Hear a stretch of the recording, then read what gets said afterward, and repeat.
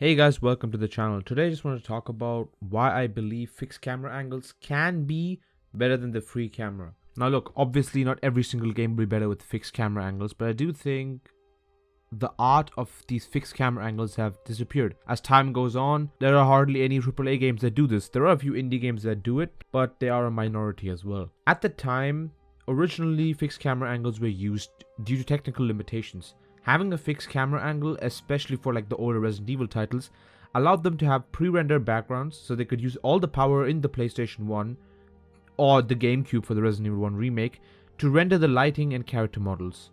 Nowadays, we don't really have that problem. But there are so many things that a fixed camera angle does that makes a game so much better.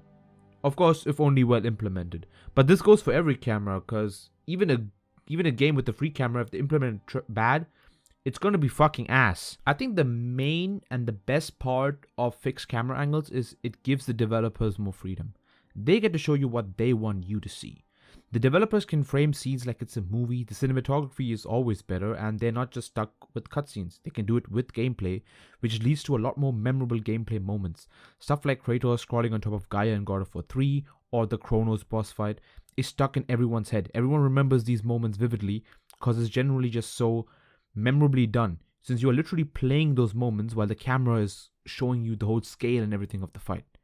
The fixed camera angle also takes away control from the player, which makes the atmosphere and tension really rise, especially in like the older Resident Evil games. I still get a bit scared while playing the Resident Evil 1 remake simply due to the atmosphere and the way it's presented. I would probably feel the same way while playing the older Resident Evil games if they didn't look graphically like potatoes.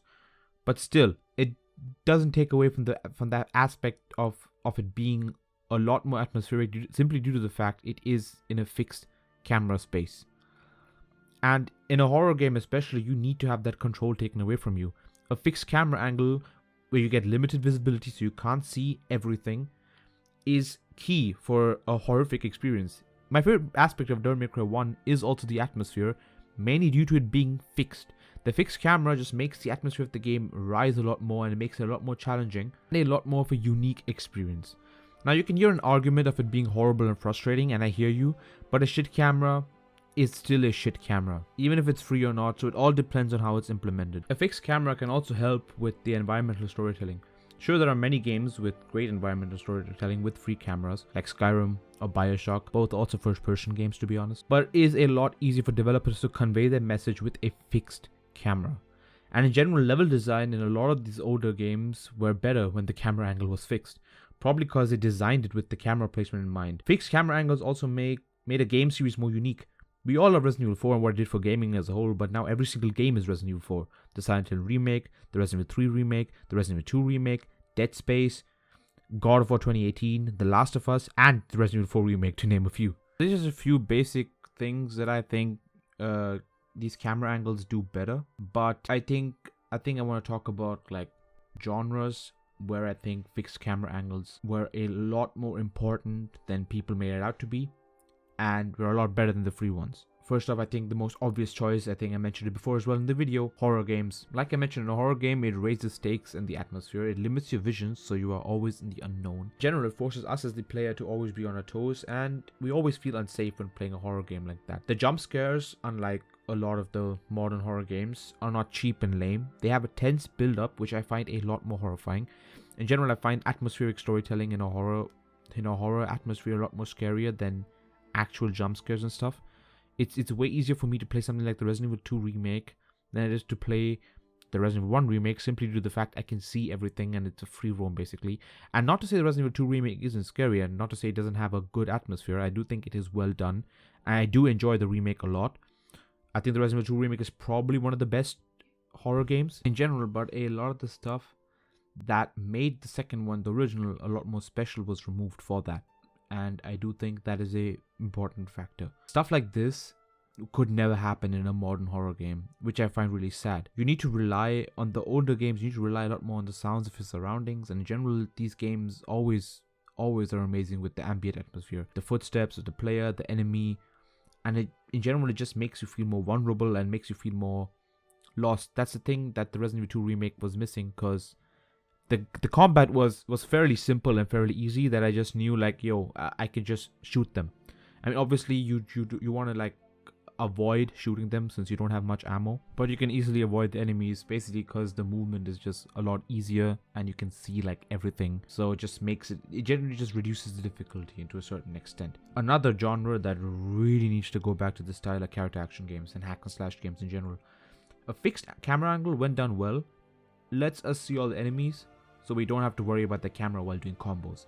And sure, lock-on is there and it helps for a game, especially a game like Devil May Cry, it is needed. But the classic God of War and Ninja Gaiden games were more about managing the swarm of enemies.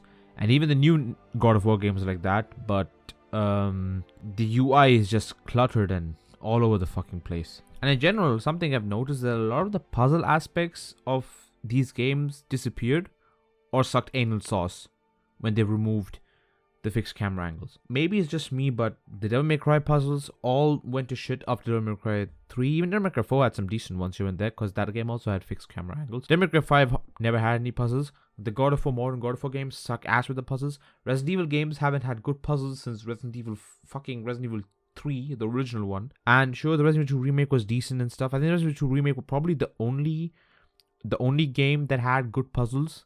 But that's because it was based off another game that had fixed camera angles. So that's another thing that really went to shit after they've changed this stuff. And I'm not expecting a perfect level design, something like Devil May Cry 1 or Resident Evil 1 or Resident Evil 1 Remake or Resident Evil 2 or even Resident Evil 3 to a certain extent, the original. I'm not expecting perfection. Okay, with like DMC1 with this completely connected levels, but something like Devil May Cry 3 is something what I kind of expect. Devil May Cry 3 had like a mix of both. It had like a free camera for certain segments and certain segments with the fixed camera angles, and it was like the perfect mix of both, like a interconnected level at the same time with some other stuff sparkled in. And and I think due to them dropping the fixed camera angles, they removed all of that and just focused on the gameplay, which to a certain extent it is good. I mean, Devil May Cry is an action-oriented game first. I mean, it's a hack and slash genre, and it's literally the one that created it. But I do think that a lot of other things have gotten a lot worse for that, and the fact the removal of fixed cameras just does not make it. The removed camera just does not do it any favors.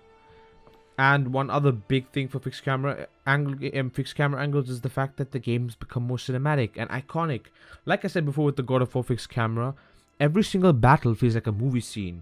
The battle versus Kronos is one of my favorites because the camera literally zooms out so much where you literally can't even see Kratos except for a small speck on the screen, just to show how small Kratos is compared to the Titan, and you're facing the Titan and beating it, and it just makes you feel badass because you're triumphing this huge Titan being the size of a fly for him.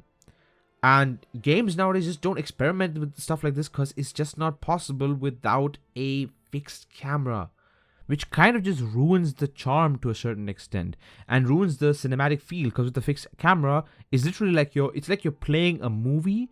I mean, people like to say the God of War 2018 game is like you're playing a movie and stuff like that because there's no camera cuts, and those are like cool, unique things that are there, like cool unique features and stuff. But I do think like with the fixed camera angle, it will be a lot more cinematic to a certain extent because everything is up Kratos' ass, and you can't really see much.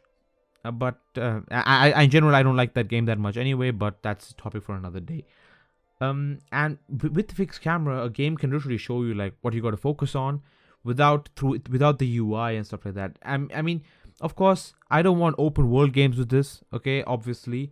And I don't want like even stealth games with a fixed camera angle.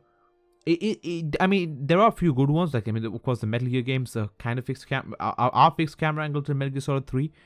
But for games for character action games and horror games especially, I think those two games really need to go back to this style to get that more unique atmosphere that these games have, that modern cameras just can't suffice or can't do well. And that was basically it for today. I hope you guys enjoyed it. I was kind of rambling on near the end. I mean, I have a few bullet points. That's it. This video wasn't really scripted. So the next video will be the Devil May Cry 1 video. And I will see you guys next time. Goodbye.